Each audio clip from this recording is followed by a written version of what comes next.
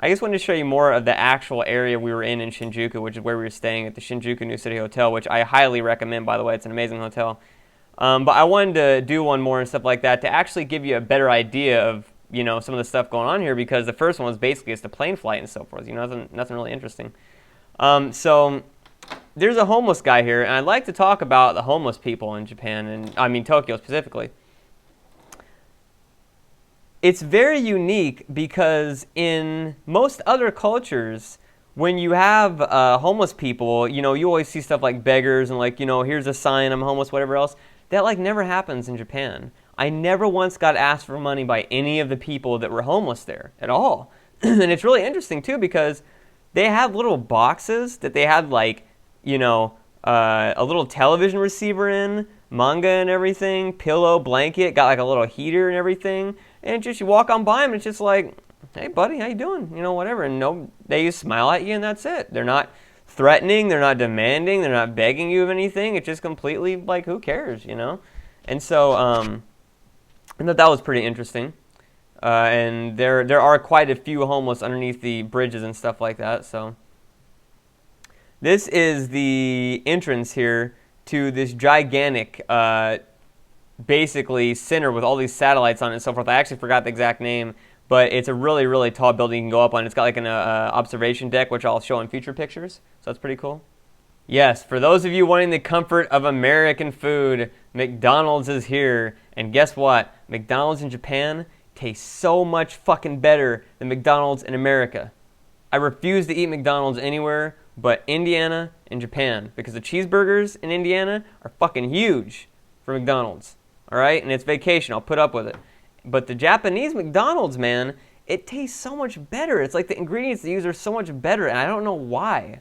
It just tastes so good. And the AM/PM here is actually not 24 hours.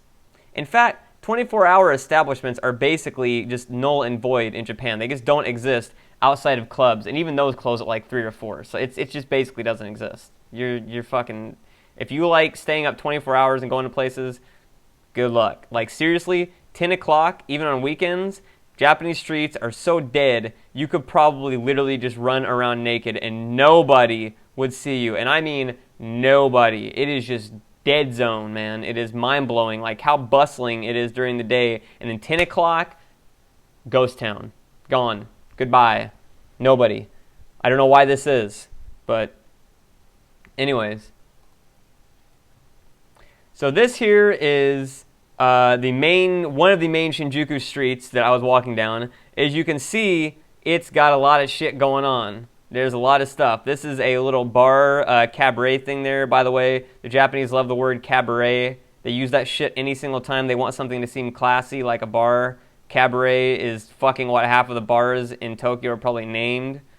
I believe this is a ramen place, because I see backwards R-A-M-E. I think that's a ramen place. I could be wrong.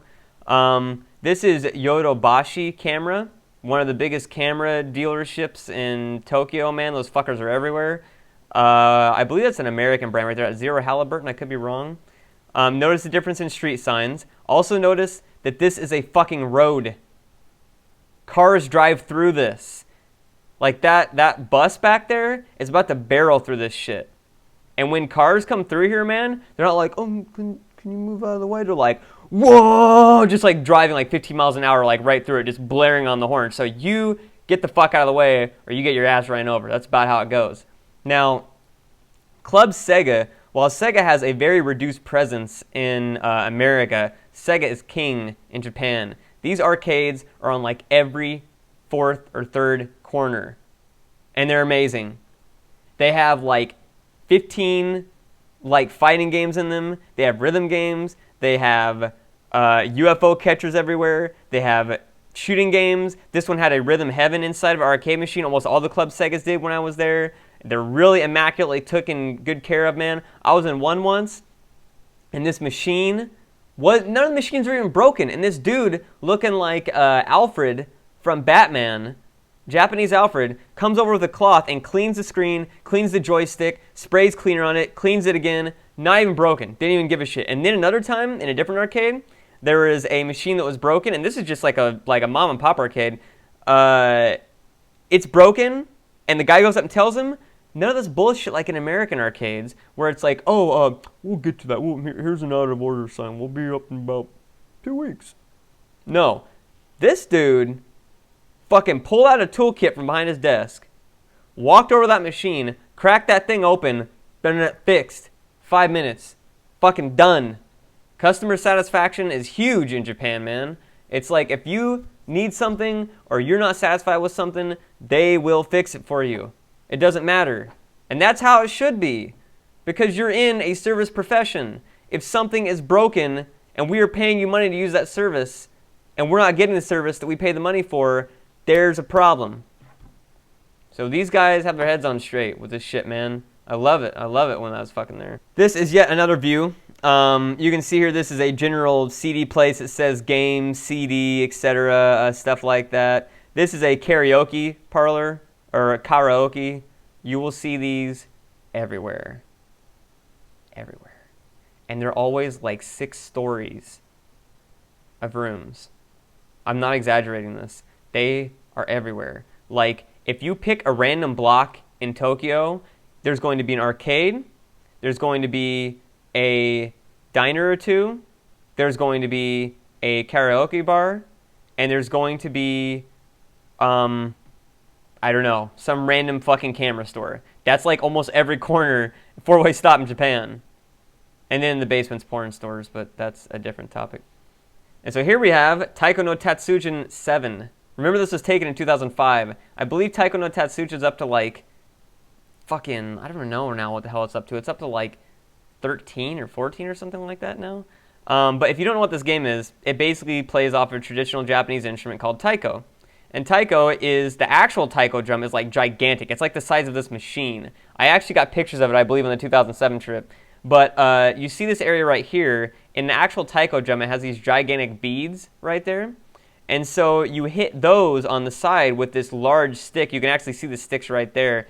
And you hit it on the side with a stick, and then you hit it on the front. And that's what most of taiko is made up of, is hitting on the front or the side, because the side makes like a ratcheting sound, like you're hitting beads, you're hitting metal, and the front's a traditional drum sound. Now you may be thinking, well, you know, how are you going to make music out of just 2 sounds? And then you realize, well, wait, that's what fucking snare percussion bands do, is they only got one goddamn front. They don't even have the beads on the side. They only have like the lip of the drum in the front, and they make crazy ass songs out of that. So, you know, you can think about what you can make with this. But it's a really fun game. It's definitely one of my definitely one of my favorite games. And if you like cute stuff and you like UFO catchers, there you go. These are everywhere. You like math? You need a fucking calculator? There you go. Calculator City, man. Why do you need this many calculators? This is insane. Seriously. There's got to be like 1,000 calculators on this wall. And here we have a dapper gentleman, making sure that he looks rather fresh. And yet another Yodobashi camera. I don't know what that says. It says something here, because that's Kono. So it's something here. What's that say? Sakurado Ragi. Arage. Sakurado Ragi. I don't know what the hell that says. Or Sakurado Ragi. I don't know what the hell that says. But anyways, something like that. It probably translates out to something that makes obvious sense. I'm an idiot. You're going to want to pay attention to this if you ever go to Japan, by the way. These signs right here, because this means basically enter. This sign right here, this little thingy, is basically means like enter in this thing right there in that entrance. So if you go to Japan, seriously, just spend like maybe a week or 2 and just learn the most basic kanji for stuff, like up, down, left, right, enter, exit, and it'll help you out so much. Because there's a myth that like a bunch of Japanese people can speak English. No. About as many Japanese can speak English on even a very basic level as Americans can speak Japanese. So you should consider how rare that is. It really is. It's super duper fucking rare. Like, the only people I ran into that could speak even rudimentary English on that trip were a bunch of people in a club and people selling watches. And the people at the train station. That's it. Oh, and the people in the hotel. So basically, people in service industries like need to be trained to that, especially if it's like going to be where a lot of international guests are staying. Outside of that, good luck. Good luck.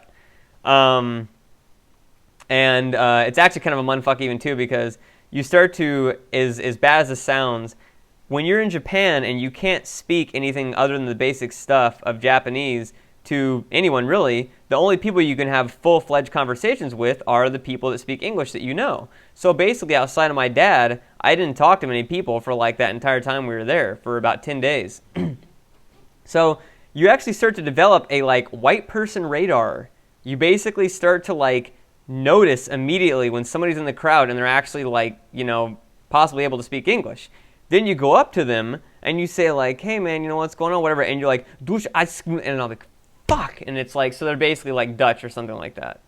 So yeah, so then you get fucking shocked even more. So the actual amount of people in Japan that can speak English across all ethnicities is extremely, staggeringly low. Like, I'd say maybe one in maybe like 5,000, if you're lucky, would probably be the actual rate. It's pretty fucking low. Yes, the great almighty McDonald's. McDonald's in Japan. Now, like most dining places in Japan, it's actually 3 or so stories. You order your food on the first story, and then you eat it on the second and third. A lot of Japanese buildings that conserve space generally build vertically compared to American buildings that generally build horizontally and then vertically. So, yeah. Now, interesting to know is, like I was talking about in the previous video, right here, this does not say just McDonald's. This actually says McDonald hamburger.